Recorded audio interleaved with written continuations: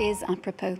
Well, it marks one of the biggest turning points for the Middle East in generations. The fall of Bashar al-Assad has triggered celebrations across Syria and beyond at the dramatic end of 5 decades of his oppressive rule.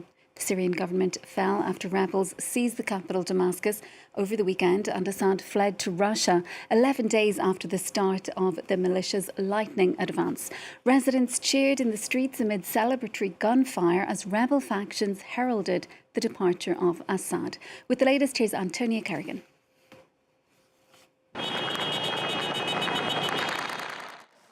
In the streets of Damascus, residents triumph over the toppling of Bashar al-Assad, climbing onto the tanks abandoned by his army, some describing a feeling of disbelief. I can't describe the feeling. It's a dream we haven't woken up from yet. A newfound sense of freedom after years spent in a climate of fear. We were unable to talk about the fact that we were persecuted and living without dignity. Everyone who went abroad would tell us that there are such things as human rights, but we didn't see any of it. Hopefully, now the country will get better. And some of those who left the capital at the beginning of the war have now been able to return. This one as a rebel fighter. We smell the air of Damascus that we were deprived of. We were deprived of it for 13 years. We returned, thank God, and things are fine. Hayat Tahrir al-Sham claimed the capital on Sunday after a 10-day-long lightning offensive that deposed the president.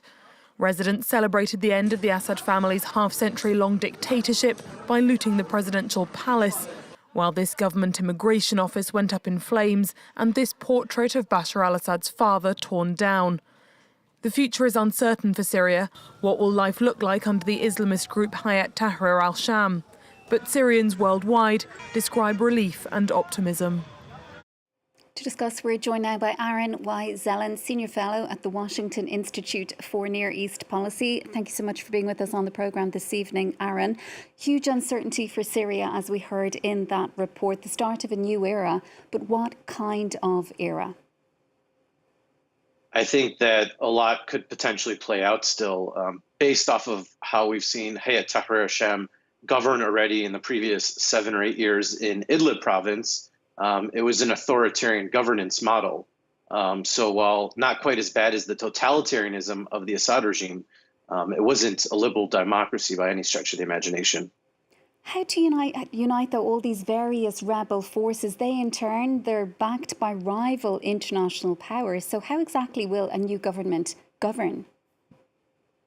So far, it seems like at least HTS is able to consolidate in the western part of the country, where now in the east there's renewed fighting between the Turkish-backed Syrian National Army and the U.S.-backed Syrian Democratic Forces, the latter being the key player that the U.S. has worked with on the ground to fight the Islamic State. So it would definitely be disastrous if the SNA was able to take over territory from the SDF, because it could provide the space for the Islamic State to become a bigger problem once again. Yeah, because there are concerns that the likes of the Islamic State will take advantage of the uncertainty currently in Syria and regroup. The rebels themselves, they claim to have broken ties with al-Qaeda and other jihadist groups. Have they?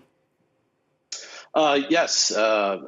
HTS broke ties with al-Qaeda back in 2016. So we have an 8.5-year track record of them now being independent of any global jihadi interest, external operations, terrorism abroad. They've only focused on Syria, and there's no reason not to believe them, especially since when al-Qaeda tried to create a second branch in Syria called Quds ad-Din back in 2018. By June 2020, HTS was able to dismantle them, and we haven't heard from al-Qaeda in Syria since. So while they are not, global jihadis, the way I kind of describe it is that this transition went from them being involved in global jihad to now them being a local regime. And we've seen throughout the day images of inmates being released from various prisons across Syria. There's thousands of jihadists also from the West and their families detained in camps in the country run by Kurdish forces. What happens to them? Well, for now, in the areas that the Kurds run in northeast Syria, nothing has changed in terms of the administration. The U.S. continues to back the SDF, and the U.S. alongside the SDF continues to monitor and guard these prisons. There's 10,000 male Islamic State operatives imprisoned, and then you also have a few tens of thousands of women and children that were affiliated with them through marriage, or they're the kids of the fighters. And that's why it's more important than ever that Turkey stops the Syrian National Army from continuing to fight the Syrian Democratic Forces. And what do you make of the reaction here in Europe? We've seen various Western capitals saying that they're going to suspend asylum applications from all Syrians. What do you make of that? They're saying it's due to the uncertainty. Austria going as far as to say that it's going to deport them back to Syria. Well, I think we've seen from a number of countries over the last year or so that's been their goal, and they're just using this as now an excuse to try and get rid of Syrians quicker. Part of the reason why we saw some countries in Europe, like Italy, for example, reaching out to the Assad regime before they actually fell. So now they're using this to try and push that dynamic forward, especially since we saw statements from HTS calling for those that are refugees from Syria to return home and to help build this new state. And do you think that foreign governments are going to grant recognition to transitional authorities? We've seen France coming out this evening in the last little while saying that they will work with them. What kind of response do you see in the days ahead, in the weeks ahead? I think most countries will be relatively realistic, especially since the situation still isn't, completely stable. And the fact that unlike, say, the Taliban, which never gave up on al-Qaeda and continues to gaslight people about its presence in Afghanistan, HTS actually went after al-Qaeda and destroyed them. So while they do have a terrorism designation, it's kind of a remnant of the past. Of course, I think there will be some negotiations in that there will probably be some asks by the United States in particular, maybe other countries, that HTS does that could potentially facilitate this. However, it's definitely a sensitive topic because we've never seen in the history since 9/11 that a jihadi group has been taken off the terrorism list while they're still active and not a group that had become defunct. And Aaron, talk to us a little bit about the impact on the wider region. What we're seeing unfold in Syria at the moment, does it essentially reshape the balance of power in the Middle East? It's definitely a monumental event that could truly change the geopolitical dynamics in the Middle East. Syria was this key cog in the so-called axis of resistance by Iran, and now if that's blocked off, it hurts their ability to rearm Hezbollah after the beating they got from Israel post 10/7. And therefore, one of the biggest losers in this is probably Iran. And Russia also, what kind of a blow is it for Vladimir Putin? We see, of course, that Assad, he's been granted asylum seemingly in Moscow today. Yeah, I mean, there's been this narrative over the years that the U.S. at a certain point will give up on its allies and flee when it's good for them.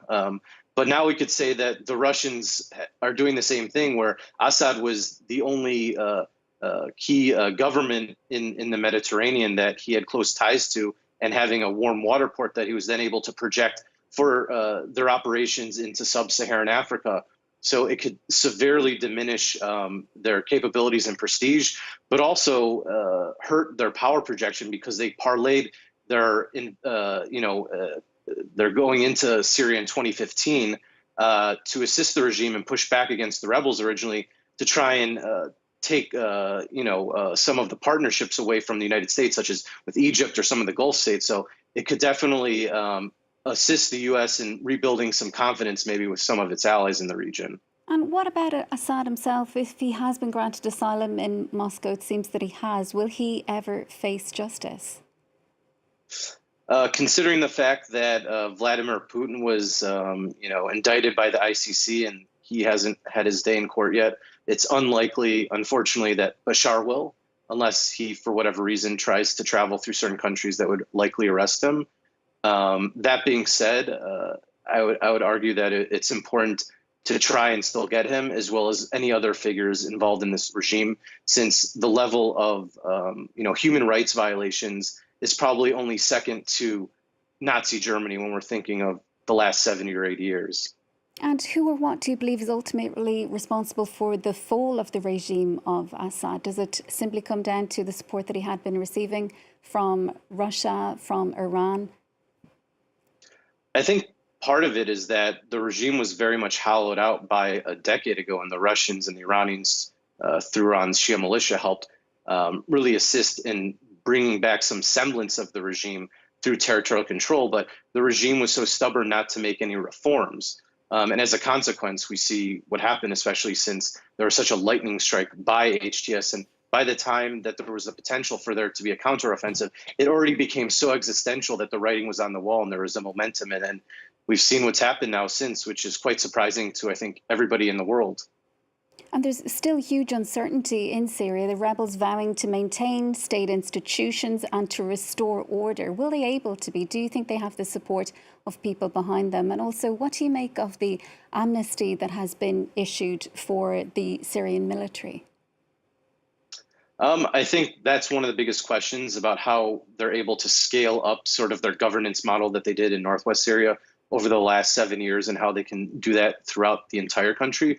We saw them already implementing it on a small scale in Aleppo after they took Aleppo, but now they really have to do it across the board. And that's one of the reasons why there's going to be a transition period between the old regime institutions and turning it into sort of the institutions that HTS already has established previously. In terms of the amnesty specifically, I mean, it's smart. It won't create a problem for HTS. It's sort of, learning the lessons of the failed de-Baathification process that the U.S. did in Iraq, which led to many people without a job and on the streets and, angry. And therefore now people can be free of any worry that they might be prosecuted by a new HTS government, since most of these people that the amnesty is for people who were forcibly conscripted. It wasn't just people that voluntarily did it. And so these people can go back to their normal life and integrate back into Syrian society. And from the perspective of HTS, hopefully give something back to society now.